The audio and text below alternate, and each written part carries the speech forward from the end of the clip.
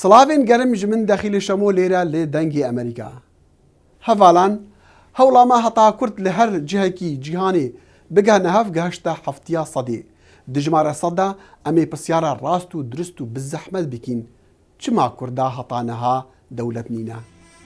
Di van heyamên borî de min bîr û bawerên jimareka siyasetvan, rojnamevan û taybetmendên Amerîkî, Türk, Ereb û Kurd wergirtiye li ser vê mijara hestiyar. Lê tu çi dibêjî?